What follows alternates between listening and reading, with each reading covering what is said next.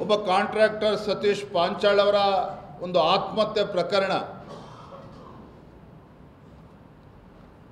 ಏನು ಕಾಂಗ್ರೆಸ್ಸಿನ ಮುಖಂಡ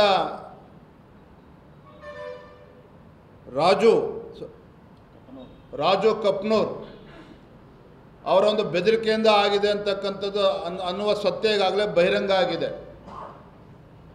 ರಾಜು ಕಪ್ನೂರ್ ಕಾಂಗ್ರೆಸ್ ಮುಖಂಡ, ಪ್ರಿಯಾಂಕಾ ಖರ್ಗೆಯ ಆಪ್ತ ಮಿತ್ರ, ಪ್ರಿಯಾಂಕಾ ಖರ್ಗೆ ಅವರ ಎಡಗೈ ಬಂಟ.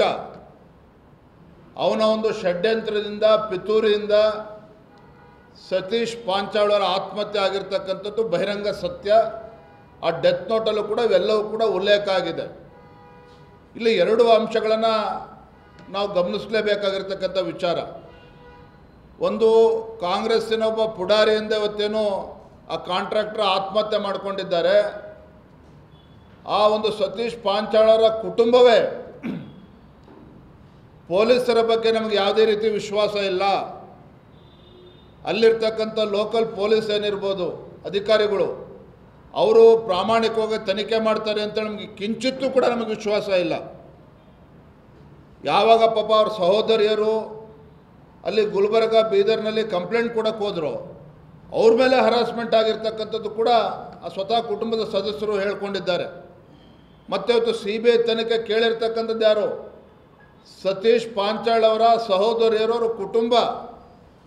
ಯಾವುದೇ ಕಾರಣಕ್ಕೂ ನಮಗೆ ಪ್ರಾಮಾಣಿಕವಾಗಿರ್ತಕ್ಕಂಥ ನಿಷ್ಪಕ್ಷಪಾತ ತನಿಖೆ ರಾಜ್ಯದ ಪೊಲೀಸರಿಂದ ಆಗೋದಕ್ಕೆ ಸಾಧ್ಯ ಇಲ್ಲ. ಘಟಾನುಘಟಿಗಳು ಇದರಲ್ಲಿ ಕೈವಾಡ ಇದೆ,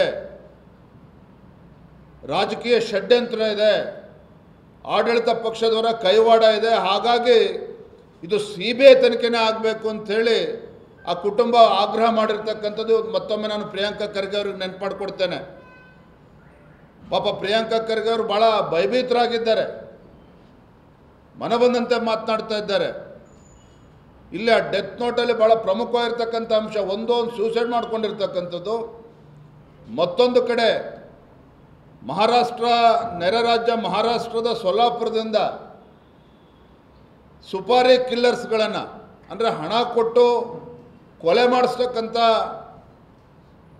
ಮಾಡ್ತಕ್ಕಂಥ ವ್ಯಕ್ತಿಗಳೇನಿದ್ದಾರೆ ಅಂಥ ಒಂದು ಚಟುವಟಿಕೆಗೂ ಕೂಡ ಕುಮ್ಮಕ್ಕು ನೀಡಿದ್ದಾರೆ. ಸೊಲ್ಲಾಪುರದ ಕೆಲವರು ಕೊಲೆಗಡಕರನ್ನು ಹೈರ್ ಮಾಡಿ, ಸುಪಾರಿ ಕಿಲ್ಲರ್ಸನ್ನು ಹೈರ್ ಮಾಡಿ ಗುಲ್ಬರ್ಗ, ಕಲ್ಯಾಣ ಕರ್ನಾಟಕ ಭಾಗದ ಸ್ವಾಮೀಜಿಗಳು, ಸಿದ್ಧಲಿಂಗ ಸ್ವಾಮೀಜಿಗಳು, ಏನು ಹಿಂದುತ್ವದ ಪರವಾಗಿ ಧ್ವನಿ ಎತ್ತಕ್ಕಂಥ ಸ್ವಾಮೀಜಿಯವ್ರನ್ನ ಟಾರ್ಗೆಟ್ ಮಾಡಿದ್ದಾರೆ. ನಮ್ಮ ಗುಲ್ಬರ್ಗ ಗ್ರಾಮೀಣದ ಶಾಸಕ ಆಗಿರ್ತಕ್ಕಂಥ ಬಸವರಾಜ್ ಮತ್ತಿಮೋಡ್ ಎರಡನೇ ಬಾರಿಗೆ ಶಾಸಕರಾಗಿ ಆಯ್ಕೆ ಆಗಿದ್ದಾರೆ. ಅವರ ಹತ್ಯೆಯನ್ನು ಕೂಡ ಮಾಡಬೇಕು ಅಂತೇಳಿ ಟಾರ್ಗೆಟ್ ಮಾಡಿದ್ದಾರೆ. ನಮ್ಮ ಪಕ್ಷದ ಅಧ್ಯಕ್ಷ ಚಂದು ಪಾಟೀಲ್ ಅವರ ಹತ್ಯೆ ಮಾಡಬೇಕು ಅಂತೇಳಿ ಟಾರ್ಗೆಟ್ ಮಾಡಿದ್ದಾರೆ. ಇದು ಯಾರು ಮಾಡೋದಕ್ಕೆ ಸಾಧ್ಯ? ಯಾರಿಗೆ ಆ ಜಿಲ್ಲೆನಲ್ಲಿ ರಾಜಕೀಯ ಹಿತಾಸಕ್ತಿ ಇದೆಯೋ, ಯಾರಿಗೆ ಗುಲ್ಬರ್ಗ, ಬೀದರ್ ಜಿಲ್ಲೆನಲ್ಲಿ ವಿರೋಧ ಪಕ್ಷದವರು ಬೆಳೆದರೆ ಇವರ ರಾಜಕೀಯ ಬೆಳೆ ಬೇಯಿಸ್ಕೊಳ್ಳೋದಕ್ಕೆ ಸಾಧ್ಯ ಇಲ್ವೋ ಅಂಥವ್ರು ಇದರಿಂದ ಇದ್ದಾರೆ ಅನ್ನುವ ಗುಮಾನಿ ಸ್ಪಷ್ಟವಾಗಿ ಗೋಚರ ಆಗ್ತಾ ಇದೆ. ಹಾಗಾಗಿ ಇದ್ರ ಬಗ್ಗೆ ಸಂಪೂರ್ಣವಾಗಿರ್ತಕ್ಕಂಥ ನಿಷ್ಪಕ್ಷಪಾತವಾದಂಥ ತನಿಖೆ ಆಗಬೇಕು ಅಂತ ಹೇಳಿದರೆ ಅದು CBIಯಿಂದ ಮಾತ್ರ ಸಾಧ್ಯ ಅಂಥೇಳಿ, ಒಟ್ಟಾರೆಯಾಗಿ ಸಂಪೂರ್ಣ ಪ್ರಕರಣವನ್ನು CBI ತನಿಖೆ ಕೊಡಬೇಕು ಅಂಥೇಳಿ ನಾವು ರಾಜ್ಯ ಸರ್ಕಾರಕ್ಕೆ ಆಗ್ರಹವನ್ನು ಮಾಡಿರ್ತಕ್ಕಂಥದ್ದು.